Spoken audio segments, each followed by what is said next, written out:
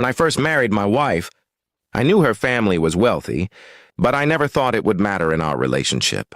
I believed love could overcome the differences in class, money, and lifestyle. She told me countless times that she didn't care about her father's approval or his fortune. I thought we were on the same side, building something real together, but slowly her father's shadow began to creep into our lives, and I realized just how wrong I was.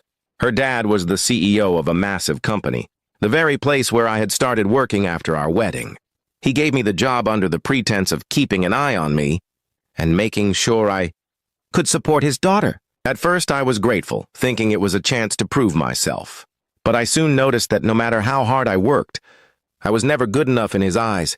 Every achievement was dismissed, every effort criticized, while he constantly pampered his daughter with gifts and praise. The breaking point came one afternoon when he called both of us into his office. My wife had just returned from a trip, and he tossed her a set of keys with a smile. "This is for you, sweetheart," he said. It was a brand new BMW, custom ordered in her favorite color. She squealed with joy, hugging him like she was still a little girl. Then he turned to me with an icy look and slid an envelope across the desk. Inside the envelope was $2 and a termination letter. "That's what your work here has been worth," he said flatly. My wife laughed awkwardly like it was some kind of joke, but I could see the seriousness in his eyes. He wasn't joking. He was insulting me in the most humiliating way possible. My wife looked at the car keys in one hand and my letter in the other, and she chose silence. That silence cut deeper than anything her father had said. I walked out of that office with the envelope in my hand and a storm in my chest. I didn't argue. I didn't beg, and I didn't ask her to defend me.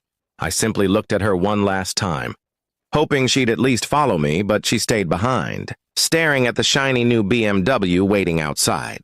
In that moment, I realized where her loyalties truly were. When I reached home, I packed my clothes into a single bag. Every picture, every gift, every reminder of our marriage, I left it behind. I didn't want to carry her betrayal with me. I blocked her number, deleted her messages, and even erased her from my social media. I wanted no reminders of her or her father's cruel arrogance. Days turned into weeks, and though part of me expected her to show up at my door, she never did. She was busy enjoying her new luxury car, the life her father had always promised her. I was nothing more than a chapter she could easily close. The truth was painful, but it was also freeing. I started over with nothing but the clothes I had packed and the determination to build a life on my own terms. I worked small jobs, saved every penny, and kept pushing forward. It wasn't easy, but every day I felt stronger, lighter, and more alive without the weight of their judgment. Meanwhile, I heard whispers from mutual friends that her father's company was facing trouble. His arrogance had caught up with him, and investors were pulling out. My wife, once flaunting her BMW, was now struggling to keep up appearances. I didn't gloat or reach out. It wasn't my problem anymore. She tried contacting me months later through a mutual acquaintance, asking if we could talk. But by then I had moved past the pain. I no longer had the urge to explain myself or to seek closure. She had chosen silence when I needed her most, and that silence had spoken louder than any apology could. In time, I built something real for myself.